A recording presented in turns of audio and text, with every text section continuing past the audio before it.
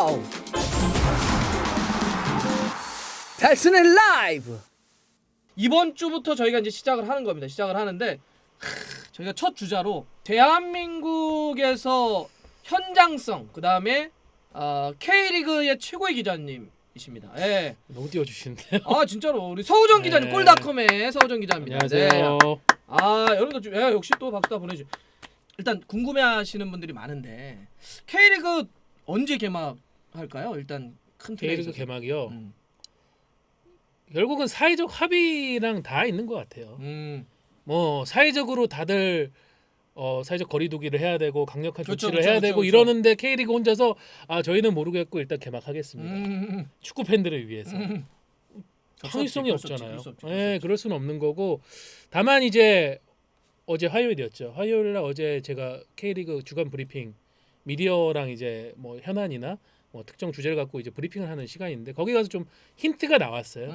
예, 프로축구 연맹에서 이제 27경기 체제 시스템의 안을 새로 좀 준비 중이다라는 얘기가 뭐냐면은 어떤 개막의 즈음을 이제는 좀 보고 있다는 얘기죠. 그렇죠. 예, 3월하고 4월 초만 해도 사실은 좀 안 보였는데 최근 들어서 뭐 지난주에 또 좀 급격히 오르긴 했지만 이제 확진자가 50명대 밑으로 어느 정도 조금 그래도 다행이죠. 조절이 되는데 물론 지금 뭐, 뭐 방심할 수는 없지만 다만 뭐 이제 전문가 전 질병관리본부장님도 뭐 지난주에 한번 K리그 이제 대표자회의 와서 얘기도 하고 가셨고 하면서 이제 나왔던 얘기가 뭐냐면 지금 정부도 인식하고 있는 바가 한 50명 이하의 확진자가 한 2주 가량 지속이 된다면은 바이러스 어느 정도 통제됐으니까 계약을 비롯한 계약으로 대표되는 어떤 사회적 활동이 이제 시작될 수도 있다. 라는 이제 그런 얘기를 했다고 해요. 그래서 이제 그게 이제 어느 시점이 되느냐인데 마침 난 약간 야구하고 축구가 서로 핑퐁을 하고 있죠. 지금. 약간 탁구 치고 있는데 눈치를 좀 보고 있는데 마침 또 어제 프로야구가 먼저 총대를 맸어요. 아 진짜? 네, 4월 21일부터인가 이제 팀 간 연습 경기를 허용을 하고. 그래요? 나 야구 기사를 못 봐가지고. 그게 약간 이제 2주 정도 이제 뒤부터 하겠다는 거죠. 그리고 이제 5월 초에 KBO는 개막을 준비하겠다. 네네네. 라고 하니까는 프로축구 연맹은 제가 볼 때 아마 속으로 캐제를 불렀을 거예요. 그렇지. 좋았어. 총대를 매주었구만. 이러면서. 이게 약간 그 고양이 목에 방울 달기가 좀 있었거든요, 사실. 네, 누가 먼저? 그러니까 사실 지금 다 비슷해요, 사실 이런 거잖아요. 이 코로나 이 사태가 빨리 극복되길 원하고, 다 종결되길 원하지만 또 한편으로는 이게 모든 게 멈춰버렸잖아. 네. 그러니까 그냥 일상이 멈춰서 무료화다가 아니라 경제적으로 경기가 안 도니까 그렇죠. 어떻게든지 시작을 해야 되는데 하지만 지금 코로나 사태가 잠깐 조금 이런 거지 확실하지 않으니까 서로가 약간 좀 눈치를 보이고 있었거든. 네. 근데 스포츠는 사실 축구하고 야구가 어쨌든 현실적으로는 다 양대 산맥이니까 또 개막도 비슷해. 네. 그래서 지금 서로가 눈치를 보고 있었거든요, 사실은. 근데 여기서 이제 방심할 수 그래요. 없는 게 욕 먹을 수도 있죠. 근데 욕 먹는 걸 떠나서 위험한 거죠. 그게 네. 문제지 뭐. 이제 여기서 이제 방심하면 안 되는 게 지금 중국 슈퍼리그도 J리그도 한번 개막 일정을 한번 잡았었잖아요. 맞아요. 중국 프로리그, 중국 슈퍼리그 같은 경우 4월 중순에 하겠다.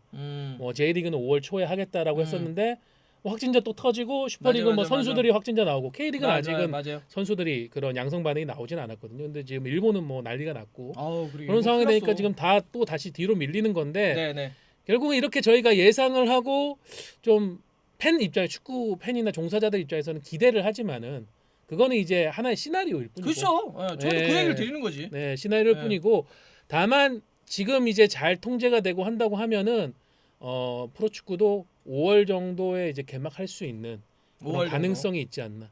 국내 최고의 그 K리그 전문가 또 축구 기자님이 서호정 기자님께서 현재로서 잘 관리가 된다라고 하는 전제하에 5월 초에는 개막할 수 있을 것 같다. 네, 이런 얘기를 하십니다.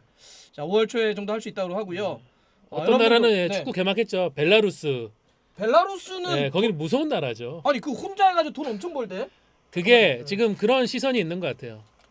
저 잠깐만 좀 에어컨 좀 켜겠습니다. 조금 더 더울 수가 있으니까. 사실은 이게 전 세계 축구가 멈추면서 배팅 업체들도 멈춰버렸잖아요. 그러네. 뭘 안 하니까. 여러분들 여기서 이 배팅이라고 하는 건 합법적으로 얘기하는 겁니다. 유럽엔 많으니까. 배트 365 뭐 이런 거 다 하는. 저희 보는.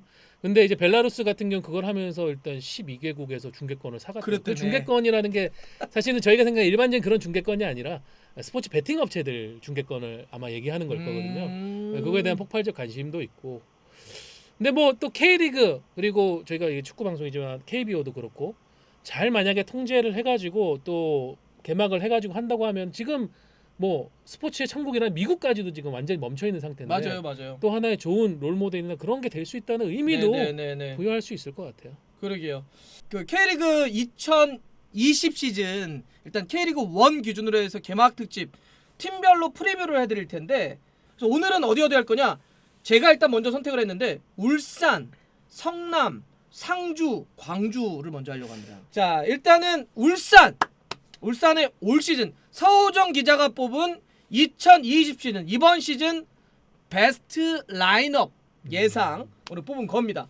일단 막 사람들이 윤비티의 이청용 블루드래곤까지 신기술이다. 1호기부터 5호기님의 노고에 감사드립니다. 내가 한 거야 태연아. 내가 요청해서 만든 거야. 요청을 하셨다. 난 요청을 했지. 우리 서우정 기자한테 보내줘라고 그래. 서쪽에 너 만들어. 이렇게 저는 이제 굉장히 제가 브릿지로서 굉장히 역할. 세징야 없네 이런. 지금 잠깐만요. 세징야요? 여기 지금 대구가 아닙니다. 일부러 좀 어그로 끄신 거죠. 예. 자, 이거는 울산입니다, 여러분들. 자, 울산이고. 자, 그럼 울산은 일단 특징을 뭐로 좀 잡아야 될까요, 일단? 울산 특징요. 일단 뭐 머리끝부터 발끝까지 머리끝은 지금 안 바뀌었구나. 거의 어깨부터 이제 발끝까지 거의 바뀌었죠. 일단 눈에 띄는 딱 띄는. 네, 일단 눈에 띈 거 오른쪽 측면에 이청용. 이청용. 네. 그리고 히날도님 고맙습니다 일단. 네, 허리에 윤빛가람. 네, 수비에도 지금 뭐 지난 시즌하고 비교하면은 지금 불투스 외에 또 센터에 바뀌었고 맨 아래 이제 저 눈부신 남자 빛현우. 네. 저기서 저희 정승현 선수는 지난번에 제가 저 결혼식 또 사회를 봐줬습니다. 예. 저는 부르진 않아 놓고서는. 그랬어요? 예. 그래 놓고서 출국할 때 공항 와가지고 어때 올림픽 좀 갈 수 있을까요? 이런 질문하길래 아니 결혼식도 안 불러놓고서는 왜? 사실은 이제 그 2019년 12월 1일 울산 팬들에게 또 한 번의 이제 비수가 새겨진 그날. 저 진짜 그 최종전 보다가 어떻게 이럴 수가 있지? 어떻게 이런 일이 벌어지지? 그 뒤에도 또 뭐 혼란이 많았었죠. 뭐 다음 날에 김보경 선수 이제 시상식 와가지고 굉장히 감동적인 코멘트로 MVP 소감을 남겼는데 MVP 받고 다음 날에 전북 간다고 모두 나오고. 내가 와서는 준비 엄청 했거든. 우리 유튜버 김님이 준비 막 했더라고요. 그래서 뭐 이게 참 영광이라고 하는 게 다음 날 전북 이적. 그리고 뭐 한 닷새 있다가 김승규 또 J리그 다시 간다 그러고. 그래서 울산 팬들은 다 집어쳐. 김동훈 감독 연락 안 돼. 울산 팬들 뭐야 도대체 이 팀? 이거 뭐 하자는 거야? 이러면서 나는 시상식 때 이제 울산 저기 그 프로축구 연맹 총재님께서 이제 이쪽 관련이 있지 않습니까? 네. 현대 쪽 계열이니까. 그쵸. 그때 그렇게 얘기했단 말이에요. 다른 모 감독님한테 그때 좀 편찮으신. 그래서 감독직을 열어놨으니까 언제든지 와라 이렇게 얘기하신 거 기억나요 혹시? 네, 그 정확히 워딩이 거의 그런 거였죠. 이상철 감독 회복하고 울산현대 감독으로 오세요. 그렇게 얘기했죠. 그래서 진짜 그때 그러니까 그 취지는 알겠는데 우리 그래도 어떻게 후문에 따르면은 이제 김동훈 감독이 그 당시 좀 잠적을 하셨잖아요. 그 큰 이유가 이제 두 가지라고. 하나는 일단 그 올해 감독. 감독 그 후보에서 밀렸잖아요. 요 푸셔가지고 그 징계권 때문에 거기에 좀 거기에 이제 마상 받으신 거 하나.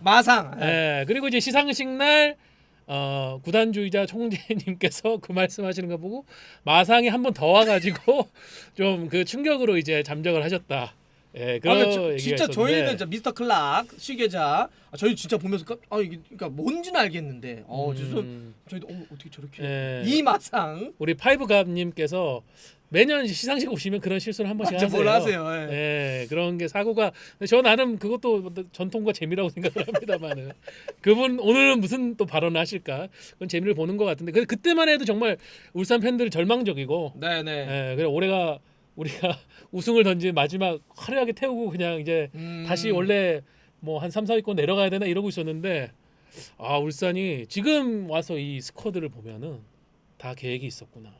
일단은 뭐 김보경도 떠났지만 변화는 큰 게 믹스 박용우 박용우 그렇게 뭐 중얼 드러냈죠 완전히. 그러니까 좀 많이 바뀐 것 같아요 일단. 사실은 지금 이 지금 제가 예상해 놓은 베스트 선발 베스트 11을 보면은 뭐 22세 때문에 이상한 선수도 없지만은 여기 안 들어가 있는 선수들도 엄청나요. 김인성, 와. 원두재, 와. 윤영선. 원두재면 지난번 아시아 대회 MVP. 네, 윤영선. 뭐 있고 이동경. 이동경. 잔류했잖아요. 네. 이동경 있고. 뭐 떠난다 말은 있었는데. 이근호. 아. 네. 지금 울산이 개좋네, 여기. 쩔죠. 네. 울산이 지금 어마어마한 지금 이 스쿼드를 구축해 놓은 상태예요. 이게 아무래도 이제 그 지난 시즌 진짜 말도 안 되게 최종전에서 우승을 놓쳤기 때문에. 네. 하지 마 그런 거. 이번에는 한번 좀 해보자. 이런 게 확실히 스쿼드에 좀 느껴지네요. 근데 여기 일단 궁금해하는 거 좀 물어보시는 분도 있는데 이청용 선수의 폼은 어떤 거 같냐? 이청용 선수의 폼. 네. 그 김도훈 감독이 훈련 때 이청용 선수 보면 맨날 그 얘기 한대요. 괜찮아? 괜찮아?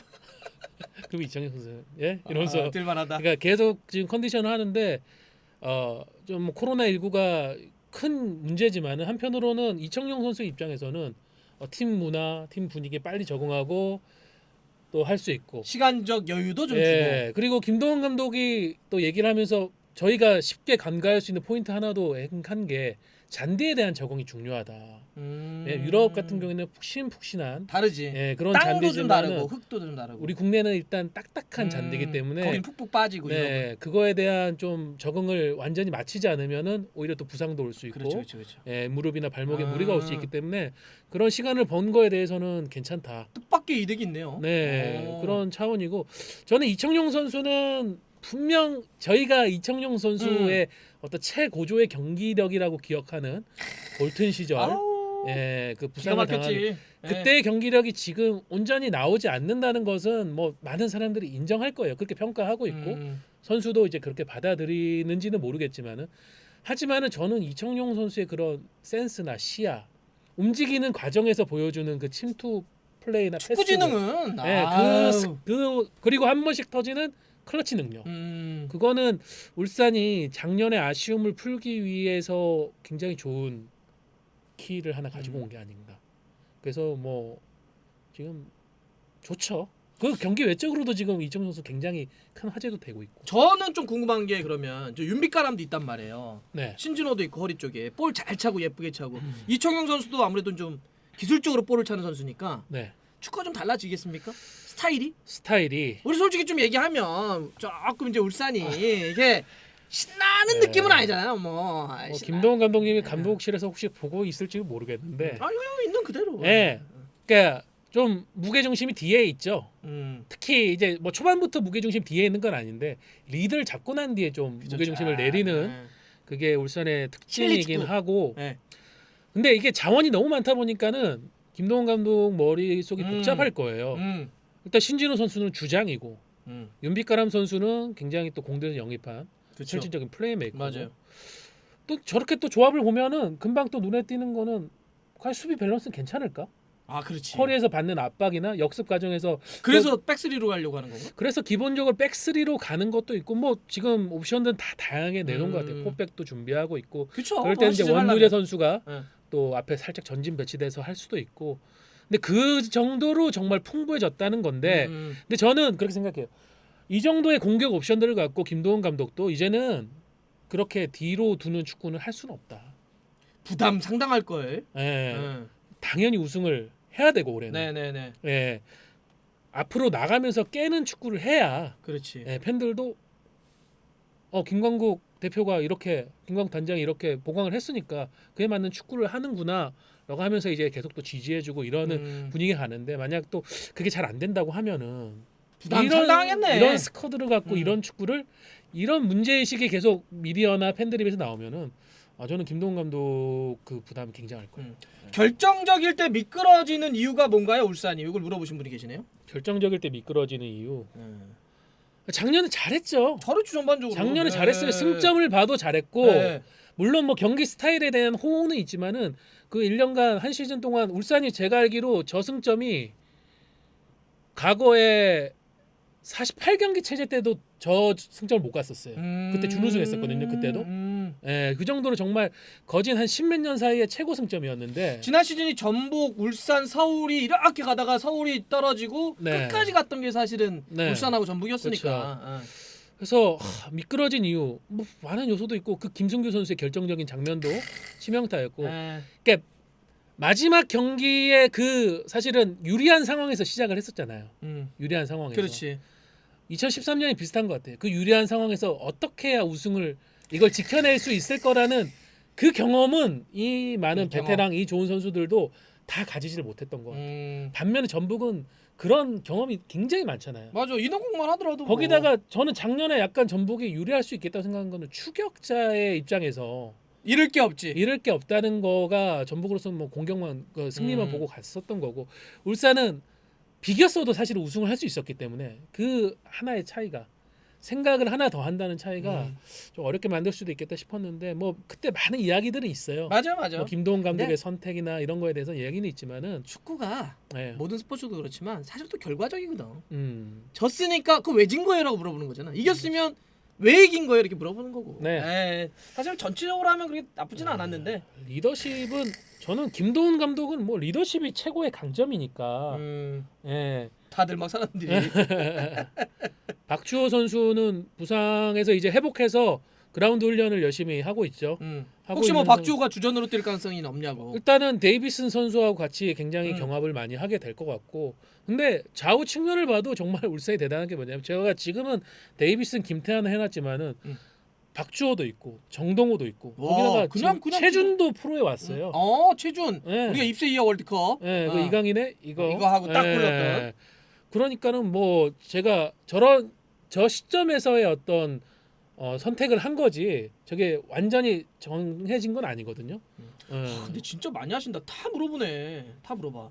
아니 고명진도 왔는데 고명진은 그러니까 고명진도 왔는데 이거는 그냥 더블 스쿼드네. 더블 스쿼드죠. 사실상 울산은 이거 포메이션 하나 더 그려놨어도 되겠네. 저는 그래서 개인적인 생각으로는 오히려 4-3-3이 좀 더 울산에게는 더 이 좋은 미드필더들과 많이 활용할 수 있는 스킬이 좋은 2선에 있는 공격진들을 활용할 수 있는 선택이 아닐까 싶은데 4-3-3 넣어가지고 허리 쪽 3명 미드필더 좋은데 뭐 허리 쪽에 뭐 원두재 하나를 그렇지. 박아놓고 이제 앞에 딱 2선을 역삼각형 비슷하게 강력하게 배치하는 그게 더 강할 수도 있다고 생각하고 김도훈 감독도 실제로 이제 그 옵션도 이제 준비하고 있다고 했으니까 네 이거는 개막전 때 하고 동계훈련 때 많이 했던 그 전술을 기반으로 제가 짜본 거고요. 근데 이거는 또 바뀔 수 있어요. 하다 보면 바뀝니다. 그 감독들이 한 시즌을 준비하면서 하나만 준비하는 게 아니거든요. 몇 가지를 준비하는데 특히나 울산처럼 지금 멤버가 워낙 많기 때문에 조금 변화를 줄 수도 있을 것 같아요. 네. 그리고 여기 울산은 비온 존슨이라고 데려오지 않았어요? 공격수? 그러니까 원래는 이제 비온 존슨이 그 챔피언스리그 조별리그 첫 경기 때도 이제 윙포워드로 노르웨이 미국 이중 국적자의 노르웨이 국가대표 선수인데 저 이상훈 선수 자리 이청용 선수 자리를 이제 왔다 갔다 했었죠. 네네네. 비온 존슨이 그래서 첫 경기 때는 좀 임팩트가 있었어요. 골대도 맞추고 뭐 침투 플레이도 좋고 다들 이제 키가 뭐 190 넘는다고 하니까는 포스트 플레이 할 줄 알았더니 왔더니 뭐 측면에 뛰어다니는 선수였는데 근데 약간 지금 훈련을 하고 있잖아요. 조금 평가가 그때의 기대감보다 많이 내려왔다고 하더라고요. 왜? 못해? 조금 안 맞는다는 얘기가 있어요. 못하네. 아니 근데 뭐 못하네 보니까 외국인 선수는 투입을 해서 터지면은 그게 또 실력이 되니까. 그리고 기본적으로 또 22세 이하 룰을 우리 K리그에서 써야 되는데 22살 아래 선수들을 출전 선발 한 명단에 명, 넣어야 돼요. 대기 명단 한 명 네. 이렇게 넣어야 되니까 그러다 보니까는 뭐 이청용 선수 와 있고 이청용 선수는 다치지 않는 이상 본인이 못 뛰겠어요라고 손들지 않는 이상은 뭐 거의 붙박이라고 봐야 되는 상황이고 저는 그래서 그런 비온 존슨 선수에 대한 평가가 조금 바뀌었다는 얘기도 듣고 하니까는 그러면은 저 이상훈 선수가 사실은 프로에서 전남 임대 갔을 때 좀 터졌고 각급 대표팀 20세 이하 대표팀 그때 신태용 감독 있을 때도 포르투갈전 때도 골 넣었던 선수인데 저 선수가 온더볼 상황에서 플레이 굉장히 좋거든요. 드리블이 좋은 선수예요. 아마 저 선수를 김인성, 비온 존슨도 있지만 이상훈을 좀 더 위의 옵션으로 생각할 것 같아요. 능력 플러스 22세 이하 룰 관련해서 네, 그 시너지가 넣었다. 붙으면서 속보다 존슨은 기대 이하야. 네, 여러분들 이게 모르는 게 경남의 말콩이 진짜 결과적으로 엄청 터지지 않았습니까? 처음에 말콩 와가지고 선수단에 훈련할 때는 선수들이 그랬다는 거예요. 야, 네. 쟤는 왜 데려왔냐? 쟤는 그래 그렇게 볼 수도 있어요. 그 유명한 일화 있잖아요. 그 제파로프. 음. 제파로프 이제 성남 우즈베키스탄 성남 FC 갔을 때 당시 이제 박종환 감독님이 성남 FC 이제 시민구단 전환되고 첫 창단 감독을 했는데 제파로프도 그랬대잖아요. 쟤 선수도 아니야. 그러니까 이게 저는 외국인 선수는 사실은 K리그에 올 정도라면은 기량이 있어서 온 거라고 생각을 하고 당연하죠. 이제 적응 문제, 팀 스타일에 대한 그런 문제인데 지금의 평가는 뭐 그런 부분에 대한 문제일 수도 있고요. 예. 그리고 사실은 주니어 선수가 팀에 이제 잔류했고 올 시즌 같이 또 하면서 저 선수는 워낙 골몬이라고 불릴 정도 득점력이 꾸준한 선수니까는 저 선수를 외면할 수 없죠. 아마 주니어가 떠났었다면 비온 존슨을 당연히 저쪽 옵션으로 생각했겠지만은 그렇지만 지금 상황에서는 너 터져 넘치는 이 울산에 와 근데 울산 진짜 멤버 좋네. 조현우까지 진짜 골키퍼에. 아챔까지 가능할까요? 아챔요. 근데 아챔까지 가능하다는 얘기는 4위 안에 드냐는 3, 4위를 물어본 게 아니라 아무래도 이제 아챔 병행하면서 성적이 어느 정도 나올 거냐 그런 거겠죠? 저는 이 스쿼드면 아챔에서도 최소 8강 이상 가야 될 것 같은데. 울산이 근데 지난 2년 연속 16강에서 1차전에서 이겨가지고 중요한 고지를 선점해 놓고도 2차전에서 어이없게 좀 무너져 떨어지면서 이제 그 어떤 김도훈 감독의 그런 이미지가 좀 강해진 부분이 있어서 그 부분을 올해는 반드시 좀 깨야 될 것 같아요. 원두재가 주전으로 뛸 가능성은 있냐? 원두재 선수는 일단은 저희는 기본적으로 수비형 미드필더가 제일 옵션인 걸로 알고 있는데 울산에서는 이제 3백 중앙에 세워가지고 약간 포 리베로처럼 쓰는 그런 옵션도 생각하고 있는 것 같아요. 근데 뭐 워낙 원두재 선수 좋은 선수고 활동량이 좋고 또 수비에서 앞으로 나가는 첫 패스도 좋은 선수니까 저는 스타일에 따라서 정말 무한대로 울산은 바꿀 수 있는 전술 스쿼드를 갖고 있다고 생각을 합니다. 이동경은 왼쪽에 혹시 저 대신 들어갈 가능성이 있냐? 되죠. 네, 되는데 기본적으로 김도훈 감독은 이제 2선 중앙을 많이 생각을 하고 있는데 이동경 선수가 이제 22세 룰에서 벗어 나왔기 때문에 지금 뭐 고명진 선수도 써야 되고 뭐 이런 복잡한 상황에서 너무 많아. 경쟁을 이겨낸다면은 저는 근데 이동경 선수를 굉장히 좋아해요. 이동경 선수의 그 왼발하고 그 좁은 공간에서 파고 들어갈 수 있는 그거는 애도 착한 것 같더라. 저는 그렇게 많이 대보진 않아서 모르겠는데 저도 좋다는 느낌은 확실히 받고 있는 선수인데 보경이가 그렇게 괴롭혔는데도 그렇게 다른 거 보면 참 착한 것 같아. 그럼 진짜 착하네요. 포백시 이걸 마지막으로 할게요. 포백시 불트위스 만약 포백을 쓴다면 불트위스는 한 자리 잡을 것 같고 김기희가 적당할 것 같습니까? 정승현이 적당할까라고 물어보시네요. 윤영선 선수도 있어요. 윤영선도 있군요. 그냥 여기는 그 샌백으로 4명을 하는 게 낫겠네. 근데 아마도 제가 볼 때는 김기희 선수가 굉장히 안정감이 좋은 선수이기 때문에 불트위스가 앞에 나가서 싸워주고 그러니까 결과적으로 저는 그 옵션을 포백에 적용한다고 하면은 불트위스와 정승현의 경쟁, 윤영선과 김기희의 경쟁이라고 봅니다. 지금 사람들이 다들 아니 뭐야 그러니까 윤영성도 있네 막 이러면서 물론 뭐 지난 시즌 뭐 이런 얘기도 하시고 하지만 뭐야 여기 스쿼드가 울산이 스쿼드가 이 정도로 쨍쨍하다. 한 가지는 그 울산 프런트들하고 얘기를 많이 하면 저는 직접 못 하겠더라고. 꼭 한번 전해줘요. 뭐냐면 여러분들도 동의하는지 안 하는지 제가 여쭤볼게요. 이청용 선수를 비롯해서 참 좋은 선수를 많이 데려왔단 말이에요. 특히 이청용 선수의 K리그 복귀는 엄청나게 큰 뉴스였고 화제였단 말이야. 호재기도 하고. 이제 그러면 이제 울산 입단 공식 릴리스가 되잖아요. 보도 자료가. 사진하고 쫙 뿌린단 말이야. 사진이 마음에 안 드셨어요? 제발 좀. 이 엄청난 선수가 K리그 오면 좀 멋있게 그 유럽 애들도 멋있게 사진 딱 찍. 왜 우리는 갑자기 그 저기 뒤에 뭐 아니 다 좋아. 다 좋아. 무슨 그 지역의 상징물 좋지. 잘 찍으라고 잘 멋지게. 유럽 같은 경우에는 구단 전속 사진사가 있잖아요. 그거 정말 멋있게 해주는데 사실 국내에서는 홍보 직원이 한 명인 구단도 수두룩해요. 그러다 보니까는 그게 다 그렇게 되는 안타까운 상황인데 근데 제가 그렇게 얘기하시면 한 가지 얘기해드리고 싶은 게 그 작년에 대구에 히우드라고 히우드 그 선수 입단 사진이 정말 유럽급이었거든요. 기가 막혔어요. 화각을 이렇게 써가지고 대구 대팍 경기장이 다 나오게끔 해가지고 정말 멋있게 찍었는데 팬들이 그러잖아요. 히우드는 그 사진 하나 남기고 떠났다고.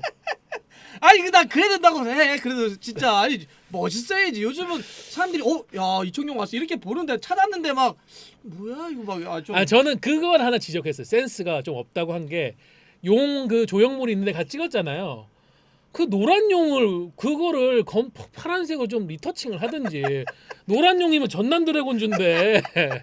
나 진짜 얘기하고 싶었어. 나 그리고 예전에 그것도 누구야? 나 이제 까먹었다 이제.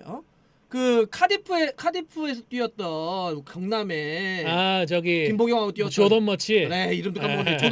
조던 머치 왔을 때도 그 똑같아 사진도 그때. 아니 저 대표님 좋아 사진 찍는 거 괜찮은데 대표님하고 인증 사진 찍은 걸 왜 보도 자료를 뿌리냐고. 옛날 기억 안 나세요? 성남 1화? 뭐? 그 박규남 단장님이라고. 나 진짜 좀 성남 FC 그 전설 같은 입단 사진 많아요. 옆에 막 정수기 통 있고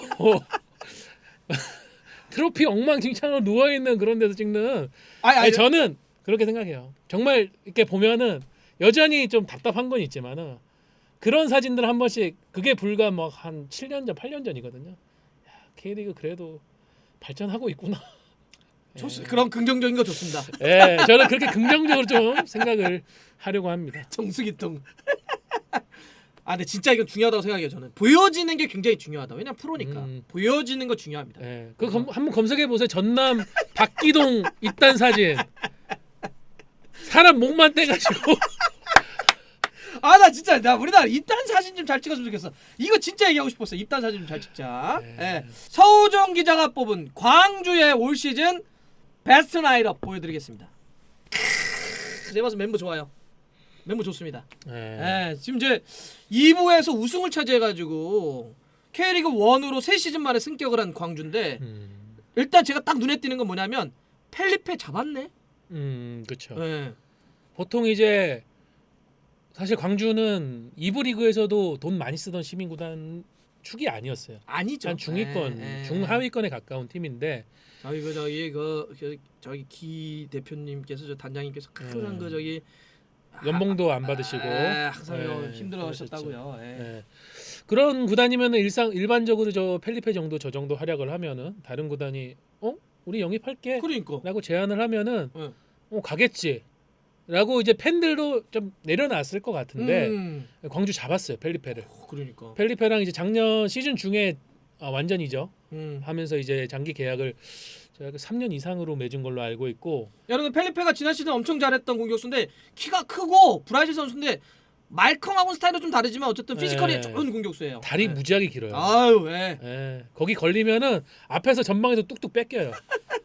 그렇죠. 펠리페. 저 선수가 지난 시즌에 이제 23골인가 넣었나? 그랬었죠. 정말 잘했어요. 굉장히 골 순도도 높았고 사실은 징계가 좀 있어가지고 빠진 경기들도 있었는데도 불구하고 조금 성질이 있었거든. 근데 그냥 말컹보다 약간 좀 파괴력은 떨어진다고 생각을 하는데 저 선수도 그냥 알고도 못 막는 2부 리그 수준으로는 좀 압도적인 피지컬 같은 느낌. 거기에 부산도 엄청나게 당했었고요. 그렇게 했었던 선수인데 결국은 잡아냈고 뭐 제한이 없었던 건 아니에요. 그럴 것 같아요. 국내외 또 중국에서도 관심을 보였는데 펠리페도 그렇고 광주도 그렇고 일단 말컹이 좋은 하나의 모델이 된 것 같습니다.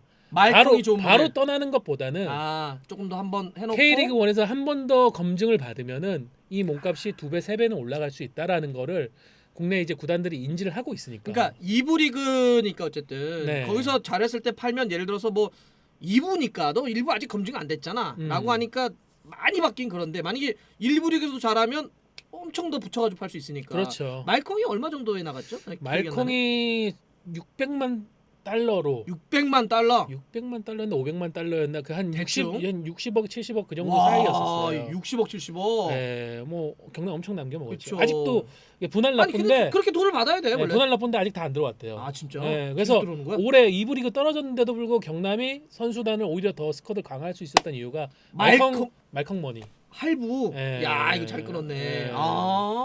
그게 지금도 돈 들어오고 있대요. 그랬구나. 또 윌리안도 볼 잘 치잖아요. 윌리안도 굉장히 능력 기술적이고 좋은 선수고. 일단 광주는 컨셉이 뭐냐면은 지난 시즌의 어떤 스쿼드나 선발 라인업과 크게 변화가 없어요. 맞아요. 지금 보면은 변화는 뭐 있고 그대로 여름 마르코 그리고 김창수 요 정도고 나머지 선수들도 주력 선수들 거의 다 지켜냈거든요. 하칭요가 빠졌나 보네. 그러면 네, 하칭요가 빠지고 마르코가 내려온 것 같아요. 네. 마르코 선수는 저 마르코 그 코스타리카 국가대표. 코스타리카. 네, 마르코 우레냐라고 처음에는 이제 우레냐가 온다고 해서 이제 많이 화제가 됐었는데 본인이 자기는 마르코라는 이름을 쓰는 걸 더 좋아한다고 해서 등록명도 저렇게 했다고 마르코로. 하는데 사실은 저 포지션이 제가 볼 때는 활용 점정. 아 진짜? 예, 그렇게 생각을 하는 게 뭐냐면은 이 마르코 선수가 최근에 왔잖아요. 원래 저 자리는 이제 여름 선수가 앞으로 전진 배치되거나 뭐 임민혁이나 김정원 같은 어린 선수들이 봐야 되는데 맞아. 임민혁이 예, 많이 했다. 그렇게 된다고 본다고 하면은 허리에서의 어떤 무게감이나 파괴력이 조금 떨어지는 감은 있어요.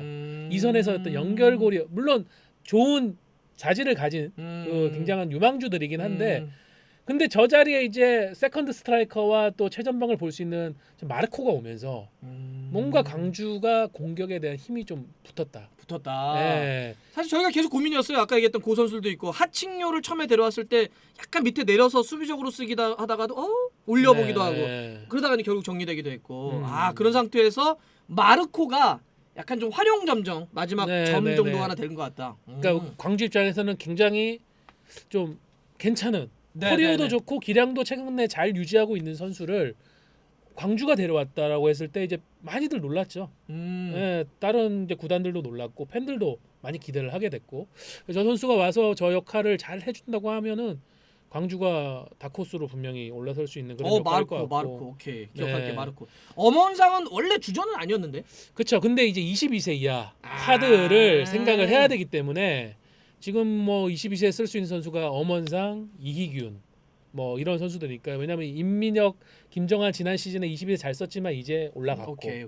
예, 그런 상황이다 보니까는 일단은 엄원상 선수를 제 옵션을 좀 보는 것 같아요. 예. 그래서 엄원상 사람들이 이제 그 엄살라 얘기했는데 그 엄살라 맞고요. 엄원상이 원래 지난 시즌까지 그 광주에서는 주전은 아니었습니다. 거의 쪼커로 뛰었던 선수인데 이번에는 22세 룰 포함을 해가지고 좀 중용될 가능성이 있다. 지금 이렇게 얘기해 주셨고요. 사실 뭐 여름은 이웃뜸과 함께 뭐 그냥 레전드죠. 예, 광주의 레전드고 저 선수는 뭐 올해도 변함없이 주장이고 일단 박진석 감독의 축구 스타일은 사실 박진석 감독을 얘기해야 돼. 네. 광주는 공격적이진 않아요. 사실은 전술적이지. 전술적이죠. 전술적으로 표현해야지. 뭐 뒤를 생각하지 않고 공격으로 밀어붙여 이런 거 하지 않고 철두철미하게 뒤에서 차근 스텝 하면서 그러니까 지난 시즌 광주를 기억하시는 분들은 그러니까 예를 들면 우승하고 막 골도 막 여러 골 넣었으니까 굉장히 공격적으로 했나 봐요 이렇게 할 수 있지만 안 그래요. 실제로는 굉장히 일단 기본적으로 수비가 어마어마했던 팀입니다. 이거. 한 경기 때 누구에게 7골 먹었지? 그때 이제 안양한테 한번 당했죠. 그 전까지는 이제 거의 뭐 무패로 전승으로 실점도 거의 없다가 한 팀에게 막 7골을 먹어서 그렇지 전체적으로는 수비도 굉장히 좋고 공격 그러니까 전술적 공격과 수비의 그 밸런스가 상당히 좋았고 나는 박지성 감독하고 이렇게 우리 이제 중계 전에 얘기하잖아. 들어야 되니까 좀 어떻습니까? 그러면 전술적으로 고민을 너무 하셔가지고 막 이런 거 뭐 한때는 저 여름인가 이웃팀인가를 되게 이상하게 쓰는 거야. 그때 제가 기억하는데 전술이 뭐였냐면 경기 전에 발표한 게 3-3-1-2-1이었나? 막 그래 뭐. 그래서 이게 뭐야 이게 중계하면서도 계속 이웃팀 선수가 오늘 포지션이 좀 이상한데요? 이상한데요? 막 이런 얘기를 했었거든요. 그러니까 굉장히 사실은 이게 작년에 실적이 있어가지고 지금 이 스쿼드가 괜찮아 보이는데 뭐 이웃뜸 선수 같은 경우에는 1부 리그 한 차례 도전했다가 잘 안 풀려서 다시 2부 리그 내려갔던 케이스의 선수고 아슈르마토프 선수 우즈베키스탄 뭐 센터백이라고는 하지만은 다른 팀들이 관심을 안 가졌으니까 광주가 맞아요. 이한도 선수도 전북에서 실패해가지고 또 이렇게 2부 리그 와서 광주에서 새롭게 출발했던 선수였거든요. 이제 이런 선수들을 가지고 조직력의 완성도를 굉장히 높여서 한 스타일이고 저는 박지석 감독의 축구가 그게 굉장히 일단 어느 위치든 압박을 딱 기다리고 있다가 조직적으로 압박이 성공하면 그 뒤에 나가는 속도가 굉장히 빠르고 정확한 맞아. 그런 카운터를 할 수 있는 축구거든요. 그거를 굉장히 유익 있게 보면은 박진석 감독의 축구 좀 재밌어요. 그러니까 나는 그 지난 이제 한참 더울 때 캐리가 잠깐 쉬잖아. 쉬어가지고 이제 재기를 하는데 그때도 또 이상한 전술을 그러니까 그동안 광주가 잘 안 썼던 걸 갖고 나왔길래 끝나고 나서 물어봤네. 아니 감독님 오늘 전술은 또 제가 새로운 거 본 것 같은데 그랬더니 맞다고 그러면서 휴지기 때 아무래도 좀 전반기 때 우리가 계속 비슷한 걸 써서 읽힌 것 같아서 준비를 했다는 거야. 네. 근데 그래서 계속 선수들에게 설명하고 새로운 거 하려고 했는데 시간이 너무 아쉽다고 자기가 보여주고 싶은 거 막 이런 설명을 쫙 하는 거여서 내가 듣다가 이분 진짜 장난이 아니네. 제가 박진석 감독이 이제 그 지금 없어졌는데 미포조선에서 선수 생활을 마감을 했어요. 사실은 워낙 기대를 많이 모았던 선수잖아요. 원조 천재잖아요. 그저 이영표, 박진섭 뭐 IQ 라인. 145라고 사실은 둘리. 자영표, 우종국이 아니라 우진섭이었는데. 우진섭이죠 원래는. 그렇게 해서 뭐 울산에서도 굉장히 잘했지만은 이제 그 뒤에 좀 선수 생활 안 풀리는 뭐 성남도 갔다 부산도 갔다 마지막에는 이제 내셔널리그에서 끝냈는데 그때부터 지도자 생활을 굉장히 충실하게 준비를 해가지고 첫 출발이 제가 기억하기로는 부산의 유스팀이 이제 개성고에서 감독을 시작했는데 그때부터 굉장히 평가가 좋았어요. 잘 가르친다. 잘 가르치는 걸로 깊이가. 그리고 이제 포항 코치 가셨다가 울산, 광주 여기 감독으로 온 거거든요. 그래서 저도 재작년에는 좀 약간 자충우돌했던 것 같아요. 프로 첫 시즌에는. 그래도 마지막 후반기 때 또 팀을 단단하게 살려가지고 이제 플레이오프까지 갔었었고. 작년에는 사실은 광주를 누가 우승할 거라고. 맞아. 처음에 시작할 때는 다 부산, 전남 이런 데 꼽았다고. 지난 시즌 때. 제 장담하는데 광주 팬들 중에서도 거의 없었을 거예요. 자기 팀이 우승해서 승격할 거라고는. 근데 정말 실제로 경기를 봐도 광주 굉장히 매력 있는 단단함의 팀입니다. 그걸 올해도 계속 저는 이런 팀이 좀 일부 리그에서 먹힌다고 생각을 해요. 그러게요. 진짜 박진성 감독은 한 칼이 있고 난 지난해 그래서 뭔가 박진성 관련 칼럼을 쓰다가 이제 접었는데 막 정리하다. 왜냐하면 그 깊이가 누가 될 것 같더라고. 담아내지 못할 것 같아. 막 고민 들었던 얘기를 옮겨서 한번 그래서 박진석 감독이 전술 이래서 쓰려고 했다가 내가 한 번 들은 것 같고 그걸 쓰는 건 너무 그런 것 같아가지고 했는데 진짜 좀 오랫동안 지켜볼 만한. 펠리페가 뜬금으로 터진 게 도움이라고 이제 헤르메스 천사님께서 얘기를 해주셨는데 사실 저는 그런 선택도 굉장히 좀 돋보였어요. 사실은 이제 2018 시즌 하반기에 광주가 터졌는데 그때 이제 펠리페 여름에 왔단 말이에요. 같이 온 그 브라질 선수가 한 명 더 있어요. 그 지난 시즌 서울 이랜드에서 뛰었는데 갑자기 이름이 기억이 안 난다. 4글자인데 그 머리 노랗게 염색 탈색해가지고. 그래가지고 드리블 많이 치어가지고 막 이렇게. 그래서 경기만 보면은 경기랑 어떤 공격 포인트만 보면은 광주가 그 친구가 펠리페가 아니라 올렸다고. 펠리페가 아니라 그 친구를 잡아야 됐지만 박진석 감독은 얘는 겉돌고 개인 플레이를 너무 많이 해요. 라고 하면서 그 친구 두아르테. 그래 두아르테를 혼자 엄청 끌어. 두아르테를 광주가 잡지 않고 펠리페로 갔다면 집중을 했다. 저는 그게 물론 펠리페가 기대 이상으로 터진 거는 맞겠지만은 그런 어떤 팀의 관점이나 믿음. 박진석 감독이 자기 축구를 하려고 하면은 펠리페는 필요하고 두아르테는 우리가 의존하지 않아도 돼. 사실은 두아르테 정도 제가 볼 때는 뭐 K리그 2 기준으로 공격 포인트 15개 정도 할 수 있는 선수인데 그런 선수를 감독이 쉽게 마다할 수 없거든요. 그렇지. 딱 보면 한 번씩 해주는 게 있거든. 그러면 아까워 버리기는. 근데 사실 두아르테 계속 보면 좀 그래. 결국은 그래서 뭐 작년 서울 이랜드에서 잘 안 먹혔죠. 저는 펠리페가 기대보다 터졌다? 뭐 그건 인정. 하지만 저 선수를 선택한 거는 분명 광주고 박진석 감독이고. 그렇죠. 그리고 특히 광주가 약간 터질 수 있는 포텐셜이 뭐냐면은 좋은 어린 선수들 되게 많이 데리고 있어요. 지금 여기도 뭐 안 나와 있죠. 아까 저희 얘기했던 임민혁, 김정환, 이희균. 작년에 정말 간절할 때 터져줬던 김주공. 올해 또 김주공이 그 앞에 공격수들 이제 문제 생기면 나와가지고 엄청 열심히 뛰면서 내가 그때 그 광주 중계하고 딱 나와가지고 화장실을 갔는데 전반전 끝나고 화장실 같이 온 거야. 오줌을 나 지금 손으로 어디 지난번에 저 열심히 뛴다고 얘기해 주셔서 감사합니다. 언제 제가 지난번 중계 때 진짜 열심히 뛰더라고. 열심히 뛰어. 그렇죠. 거기다가 올해 허율이라고 이 유스에서도 올라온 선수가 한 명 있어요. 고등학교 졸업하고 온 선수인데 광주가 지금 그 금호고가 전통적인 어떤 전남 광주에서 가장 강한 그런 선수 육성해내는 팀이거든요. 뭐 윤정환, 고종수, 기성용 뭐 이런. 나왔죠. 근데 이제 그 유스에서 일관되게 프로에 좋은 선수도 올려 보내주고 있는 게 금호고 작년에 이제 K리그 그 유스 챔피언십도 우승했거든요. 그 선수들이 올라와서 팀에 보태주고 있는 것도 알게 모르게 큰 잠재력이 되고 있고 이 선수들이 올 시즌에 또 터진다고 하면은 더 높은 위치로 또 올라갈 수 있겠죠. 그러니까 김정민 아깝네. 자, 성남은 뭐 뭐니 해도 우리 남일이 형. 네. 우리 빠따 남일이 형. 팔짱만 끼고 있어도 뭔가 무서워. 예. 멤버 어떤 겁니까? 멤버 어때요? 멤버요. 큰데? 변화가 있죠. 여기, 많이 나갔고 여기 많이 골키퍼부터 전반까지 많이 바뀌었네. 골키퍼 여기도 이제 최근에 골키퍼를 영입을 했죠. 김영광. 몇 년 만에 지금 일부 리그 돌아온 거지? 한 5년 만에 돌아왔나?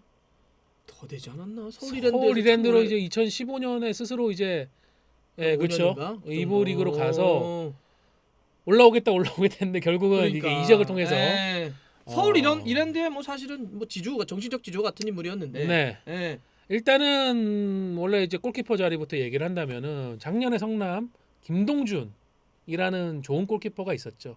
김동준의 활약으로 실점도 굉장히 줄이면서 결국 생존 경쟁에서 여유 있게 승리할 수 있었던 그게 있는데 뭐 김동준 선수는 대전 하나시티즌이 크게 지르고 이제 데려갔고 이부 리그로 그 빈자리를 전종혁, 김근배 그리고 이제 김학범 감독이 22세 이하 대표팀에 자주 뽑던 허자웅 뭐 이런 선수들로 경쟁을 했고 김근배 선수가 조금 앞서 나가는 그런 분위기였는데 거기까지는 제가 들었어요. 디테일해.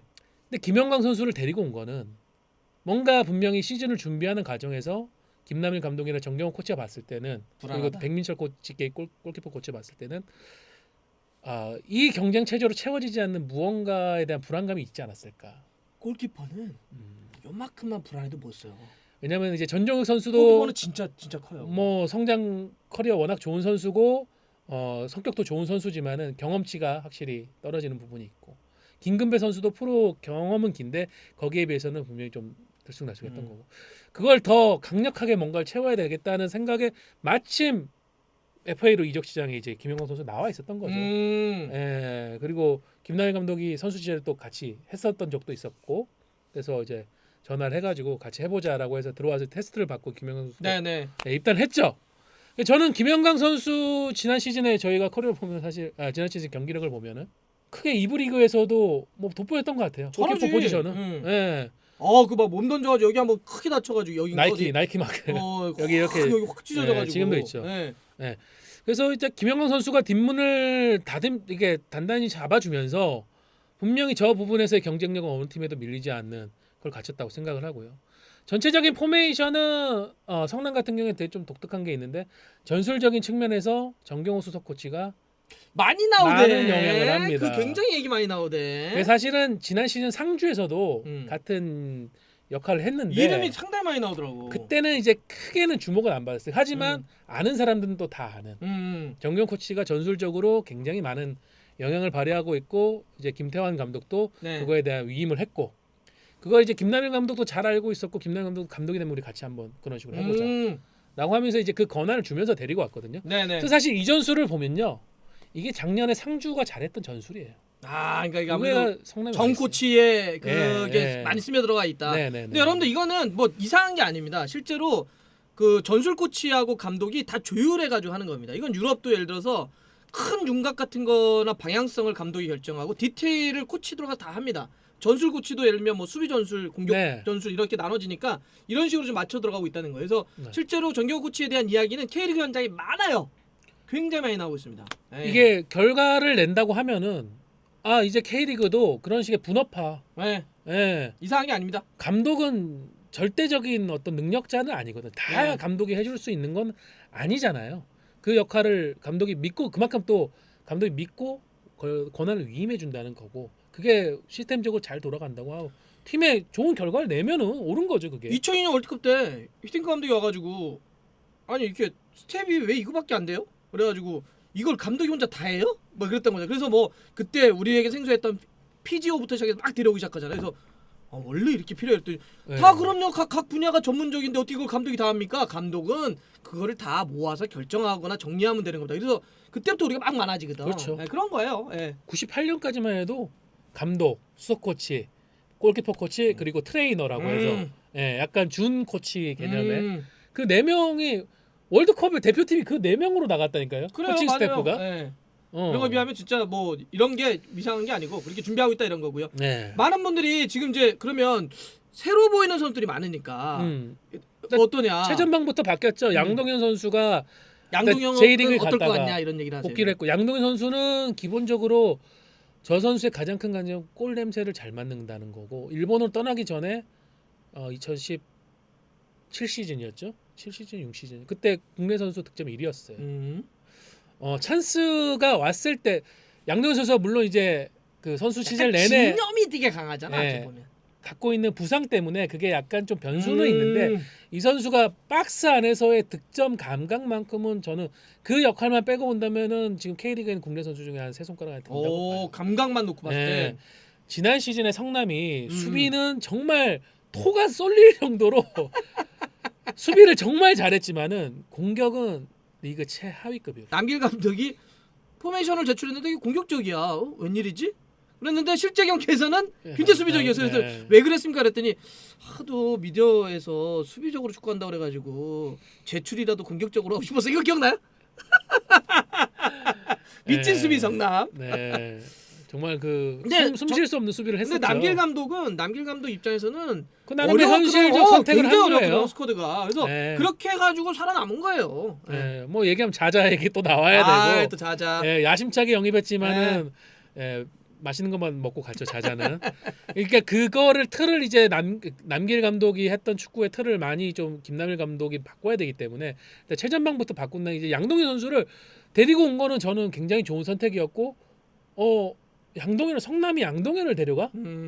양동현은 분명히 제가 볼 때 성남보다 조금 더 높은 레벨의 팀에서도 뛸 수 있는 선수고 그 전에도 관심 보인 팀들도 있었는데 왜 온 거지? 근데 양동현 선수를 뭐 김남일 감독이 땡겼겠지. 땡겼겠죠. 감독이 땡겼을 거야 아마. 그 양동현 선수 또 결혼했기 때문에 또 수도권 가까운데 서울 사람이니까 살고 싶을 거고. 분당이면 가깝지. 그렇죠. 서울하고. 근데 이제 저 파트너인 토미 크로아티아? 크로아티아 토미슬라프라는 이름인데 이제 토미로 줄였어요. 이 선수는 키가 180이 안 되는 어떻게 보면 세컨탑 그런. 이 선수도 그러면 빅앤스몰 느낌이 들겠네. 빅앤스몰인데 사실 양동현 선수도 막 포스트 플레이를 그건 아니지 또. 치열하게 싸워주는 선수는 아닌데 정말 토미 선수도 얘기를 들어보니까 저도 실제로는 볼 기회는 없었는데 얘기를 들어보니까 이 선수도 득점에 굉장히 최적화된 선수. 그러니까 커리어 뭐 리그 수준에 대한 어떤 뭐 평가는 왔다 갔다 하겠지만은 꾸준하게 어느 리그 어느 수준의 리그를 가든 득점을 꾸준하게 해낸 선수라는 특징이 있는 선수고 이 선수가 슈팅이 굉장히 구질이 독특하게 어떻게? 좀 골키퍼들이나 수비진들이 일반적으로 생각하는 그런 코스가 아니라 그러니까 타이밍 뺐거나 강슛을 날리는 건 아닌데 그 반 타이밍을 뺏어서 넣는 그렇지. 그거를 하는 선수라고 하더라고요. 그래서 이 두 조합을 통해서 좀 득점력을 작년과 다르게 굉장히 좀 많이 올리려고 하고. 이스칸데로프는 나 모르겠는데 우즈베키스탄 어떤 선수예요? 우즈베키스탄 국가대표와 23세 이하 대표팀 거친 선수인데 이 선수 저도 얘기만 들었어요. 왼발잡이고 기술이 좋은 선수. 약간 그런 거 보면 착한 우즈베키스탄은 그 왼발잡이나 기술 좋은 선수들이 많아. 그게 이제 뭐 우즈베키스탄이 독립되고 나서 그 한때 저기 지금 망한 팀 뭐죠? 부뇨드코르랑 그 저기 수도에 있는 그런 팀들을 그 부뇨드코르 클럽하우스 가면요. 국내 어떤 시설보다 더 좋아요. 그때 저 우즈베키스탄 원정 갔을 때 대표팀이 거기를 썼는데 거기 보면은 한 그 오후 늦은 시간에 6, 7개 팀 각 연령별 선수들이 다 훈련하고 있는데 그때 거기서 나온 황금 세대가 그때 돈 한참 쓸 때 그래서 우리 저기 2017년에 2017년 초에 23세 챔피언십에서 맞아 그냥 탁탁 털리고 2017년에 저 김봉길 감독 갔다가 이제 4대1로 지고 그때 그래 충격을 줬었었고 그 아시안 게임 때도 사실 우리가 제일 어려웠던 게 우즈베키스탄. 맞아 우즈베키스탄 어렵지. 그 세대예요. 이스칸데로프도 왼발인데 들리는 얘기로는 뭐 제파로프 그리고 지금 서울에 있는 알리바예프 요 선수들하고 스타일이 굉장히 비슷하고 기술적으로 스킬이 굉장히 좋은 그쪽에 기술 좋은 애들 많아. 그런 선수라고 하고요.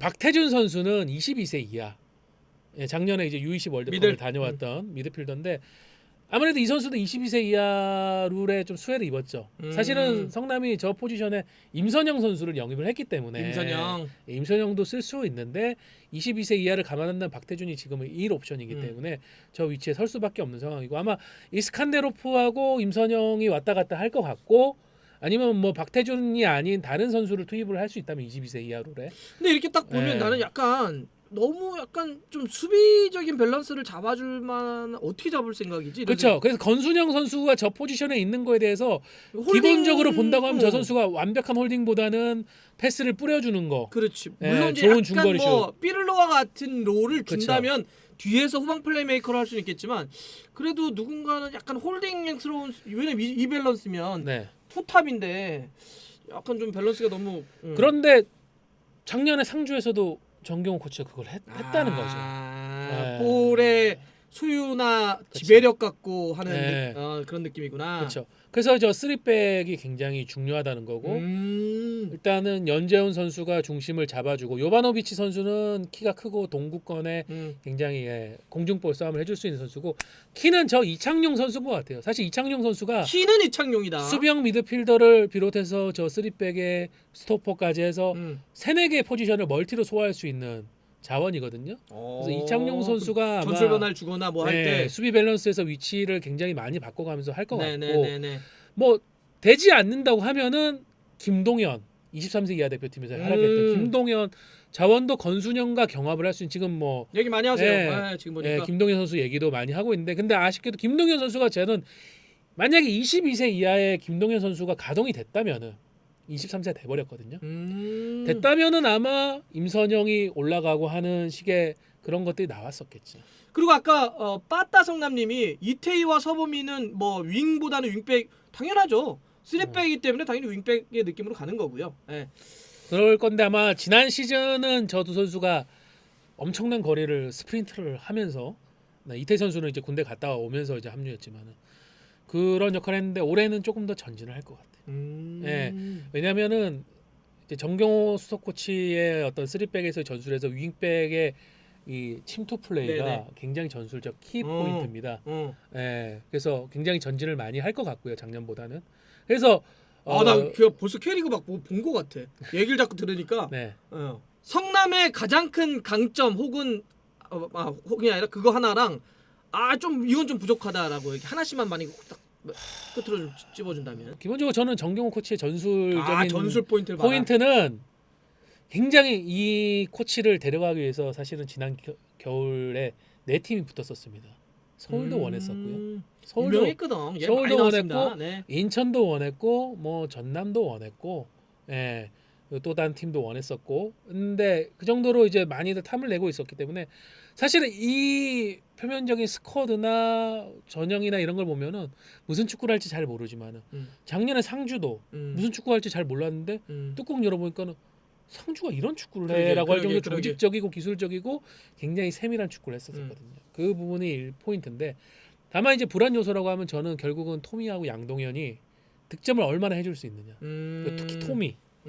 양동현은 제가 볼 때는 조금 이제 나이도 있고 성남에서의 어떤 공격 지원이나 이런 것들을 봐야 되기 때문에 저는 10골 내외에서 아마 해줄 거라고는 보는데 구체적이야. 10골 내외.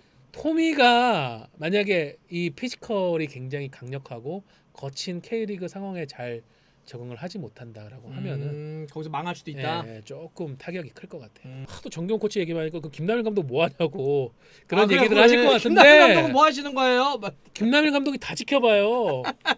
그리고 여러분들 김남일 감독 굉장히 좋은 사람입니다. 그리고 저는 실제로. 그렇게 생각해요. 전술은 부분이지만 팀의 어떤 분위기 이 하나로 만들어내는 그 응집력을 만들어내는 리더십은 그 이상이라고 생각을 해요. 사람 되게 좋습니다.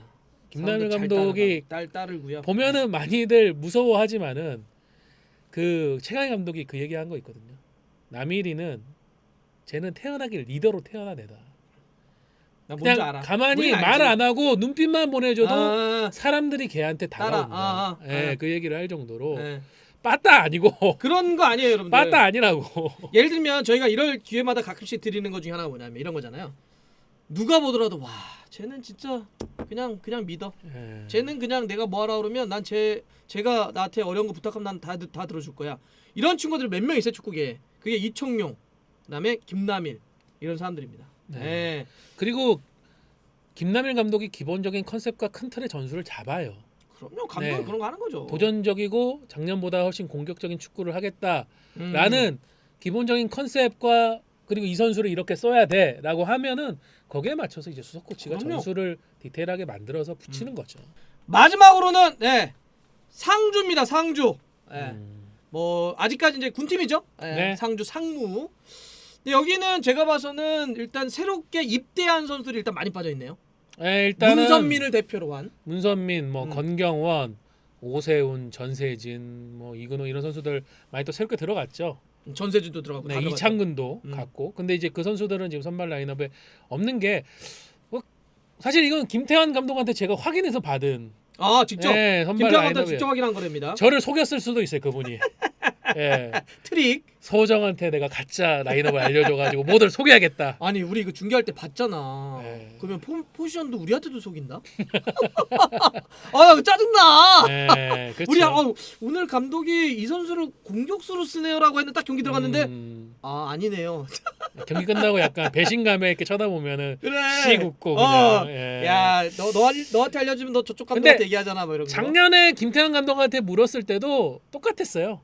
이 개막을 앞둔 시기에 알려주는 선발 라인. 저는 그분이 뭐 속이고 그럴 분은 아까 농담을 했던 거고 그런 분 전혀 아니거든요. 맞아요. 그분은 종신 감독입니다. K리그 유일한 자신의 선택이 없는 한 그 자리에 내려오지 않을 분이에요. 군무원이기 때문에 정말 오피셜 종신 감독이신데 그러니까 뭐 두려울 것도 없고. 근데 이제 알려주는 거는 일단 이 선수들 물론 여름에 이제 전역한 선수들도 여럿 있어요. 기본적으로 근데 이 선수들로 출발을 한다. 왜냐면 군대는 계급으로 일단 존재하는 거고. 군대는 계급.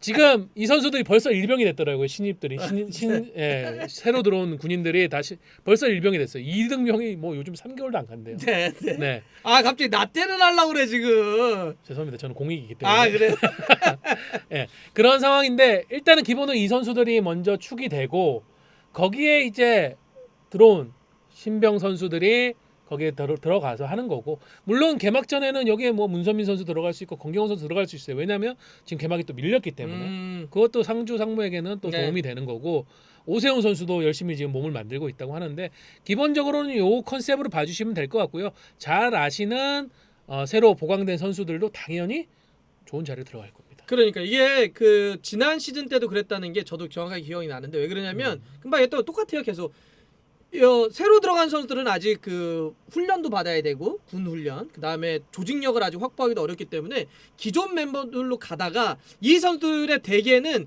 여름에 전역합니다. 그러면 이제 새로 이제 들어왔던 선수들이 그 뒤로 들어와요. 그러니까 사실 여러분 다 아시겠지만 상주 상무는 한 시즌에 스쿼드가 2번 움직여요. 전반기 스쿼드가 따로 있고 후반기 스쿼드가 따로 있어요. 어쨌든 이 선수들이 축구 선수고 프로 선수에서 이제 입대를 했지만은 항상 상주 상무의 기본적인 모든 작동 원리는 군인이라는 것을 잊지 말아야 된다는 데서 출발을 하거든요. 근데 연고지가 이제 연고지요. 연고지가 이제 그렇죠. 변화가 되는 거 아니에요. 이번 시즌 끝나면. 그러니까 일단 국군체육부대 상무는 연고 협약을 통해 가지고 하는데 사실은 이미 상주하고의 기존 연고 협약이 끝났지만 그걸 연장을 해와 가지고 쭉 이어왔어요. 지금 8년인가를 이어왔거든요. 근데 올해는 이제 끝이에요. 끝이고 상주시에서는 시민구단을 운영하겠다는 의지를 갖고 있습니다. 일단 기본적으로 투자한 것들 유수 시스템도 갖춰져 있고 하기 때문에 뭐 외부에서의 시각은 뭐 여러 가지일 거예요. 하지만 어쨌든 상주시는 시민구단으로 전환해서 운영하고 싶다. 그러면 국군체육부대는 어딜 가야 되느냐? 새로운 또 연고지를 찾아서 이동을 하겠죠. 혹시 뭐 어디 뭐 얘기 나오는데 그런 게 얘기가 되는 게 있어요? 지금 뭐 댓글로 나온 그래요? 구미 얘기도 있고 김천 김천 얘기도 있고 사실은 국군체육부대가 문경에 있기 때문에 너무 먼 거리에 있으면은 이 선수들 군인들에 대한 관리 측면에서 또 문제도 발생을 할 수가 있기 때문에 좀 뭐 구미나 김천이나 또 충청 쪽 이쪽에 도시들이 많이 지금 언급이 되고 있어요. 그렇게 된다면 이제 두 개 팀이 새롭게 생기고 사실 그렇게 되면 두 팀 다 물론 이거는 이사회의 최종 결정이 나야 되지만은 기존에 왔던 것들 그 규정을 볼 때는 둘 다 2부 리그로 갈 확률이 높아요. 상주는 올해 사실은 가장 큰 적은 상대가 아니라 스스로의 동기부여.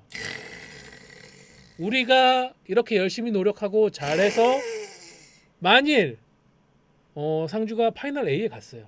그래도 상주는 2부 리그로 가야 되는 거예요. 그 이사의 결정이 그렇게 최종적으로 떨어지게 된다면. 마치 지난해 아산이 그랬던 것처럼. 네. 아산도 그런 고민이 아산도 있었죠. 뭐 마지막에 이제 플레이오프 경쟁을 했지만 공식적으로 발표는 하지 못했지만은 플레이오프에 갈 수 없는 상황이었던 거죠. 지금 많은 분들 오늘 게스트 누구냐 막 서우정 기자님이십니다. 예술이다. 어떻게 이런 설명을 할 수가 있냐. 여러분들 제 이런 분을 제가 모신 겁니다. 오늘 여러분들이 물어보면 그냥 아무거나 그냥 물어보면 팍팍 나오잖아요. 진짜 원래 상무라고 하는 게 네. 팀이 이게 그냥 가고 싶다고 다 받는 게 아니잖아요. 그렇죠. 제일 지원한 선수들 중에 제일 잘하는 선수들 뽑기 때문에 네. 외국인 선수만 없지 실제로는 거의 준 국가대표팀 아닙니까? 다만 한 최근 3년간은 그게 있죠. 이제 그 특히 92년생들 92년생. 뭐 아시안 게임 그렇지. 병역 일단 혜택을 받은. 런던 올림픽, 네. 2014년 인천 아시안 게임 그리고 2018년 그 자카르타 팔렘방. 그 세대들이 그렇지. 대거 이제 병역 혜택을 받아버리는 바람에 어떻게 보면은 저는 물론 최근 3년간은 상주 상무가 이전에 비하면 확실히 스쿼드가 좀 약하긴 해요. 그래도 이 선수들을 보면 대부분 소속팀에서 어느 정도 경쟁력 발휘하고 그러니까. 이따가 이제 입대한 선수들이란 말이에요. 김진혁 선수 저런 선수들은 입대 전에 대구에서 날아다녔었어요. K리그 이달의 선수를 바꿔 들어온 선수예요. 그러니까 네. 저 멤버 자체가 아주 크다고요. 네. 일단 기본적인 팀 컬러 색깔은 김태환 감독이 작년하고 다른 것 없다. 약간 저는 그 말에는 정경 코치 같지만은 나도 보여줄게. 이런 약간. 그럼 감독이 저는, 보여줄게 그래야지. 나 몰라 이제 못해. 그거가 저는 그 의욕도 느껴졌어요. 그리고 김태환 감독이 보여주고 싶다는 게 큰 게 이렇게 동기부여도 떨어지고 스쿼드도 확실히 뭐 군대를 안 오는 선수들 때문에 좀 어느 상대적으로 계속 약해지고 있지만은 여기서도 뭔가를 보여준다. 이러면 제가 볼 때는 비록 군무원이지만 김태환 감독에게 오퍼가 갈 수도 있어요. 그렇죠. 네, 그러면은 김태환 감독은 종신 감독을 포기하시고 이제 프로팀 정식 프로팀으로 가실 수도 있는 거고. 그냥 공무원 준 공무원으로 사시는 게. 그런 의욕도 본인이 분명히 저는 표현은 안 하지만 있으실 거라고 보거든요. 그래서 이 팀을 끌고 다시 한번 좋은 성적을 낼 거고 상주가 저는 지난 시즌에 전술적으로 볼 때는 저는 그런 생각도 들었어요. 왜 감독상 후보에 김태형 감독 없지? 굉장히 좋은 축구했는데 김병수 감독만 좋은 축구를 한 게 아니에요. 전술적으로. 상주도 우리 그냥 병수벌 이런 얘기는 했는데 상주도 잘했는데 저는 군팀이기 때문에 그게 평가절하 됐었다고 생각을 하거든요. 오히려 군에 있는 게 오케이. 자, 마지막으로 우리 서우정 기자가 오늘 4팀을 꼽아줬는데 이 4팀의 올 시즌 예상 스코어가 어떻게 되는지 예상 성적이 어떻게 되는지 울산부터 한번 가보겠습니다. 이청용 선수가 가세한 울산 어떻게 근데 될까요? 이거 저 혼자 피 묻혀요? 예상하시면 안 되는구나. 그러니까 저는 특히나 울산 하면 안 됩니다. 제가 울산에 원죄가 있어가지고. 울산 우승요. 우승! 좋습니다. 저는 이게 예상이 아니라 울산은 우승 못하면 안 되는 스쿼드고 안 되는 팀이고. 김동훈 감독님 부담이 또 생겼어. 김동훈 감독님 그러면 그러시겠죠. 해야죠. 자, 서우정 기자는 울산 우승 받고요. 자, 3시즌 만에 승격한 광주입니다. 광주 저 12 예상합니다. 12. 승강 플레이오프 가지 않고 그쪽 건 가지 않고 잔류할 것 같습니다. 잔류하지만 조금 쉽지는 않을 거다. 아유, 많이 바뀐 성남 작년하고 비슷할 것 같아요. 9위. 예. 네, 이제 성남하고 광주하고 뭐 이렇게 서로 앞서거니 뒤서거니. 네. 야, 근데 이런 거 분위기가 이렇게 딱 예상해도 좋네요. 제가 예상을 하면 사람들이 하지 마! 하지 마! 여러 가지 어려움은 있지만 그래도 상주. 죄송합니다. 강등이라고 생각. 네. 근데 상주를 저는 제가 프로축구 연맹 가서도 한번 얘기 드렸어요. 빨리 정리해 달라고. 이 입장. 물론 근데 하지만 이 선수들이 군인 선수들이기 때문에 그거에 개의치 않고 열심히는 할 것이다. 그런데 리그 전체의 혼란을 막기 위해서 상주의 운명이 어떻게 되는지 개막하기 전에 결정을 해주지 않으면은 그게 더 나중에 혼란이 된다.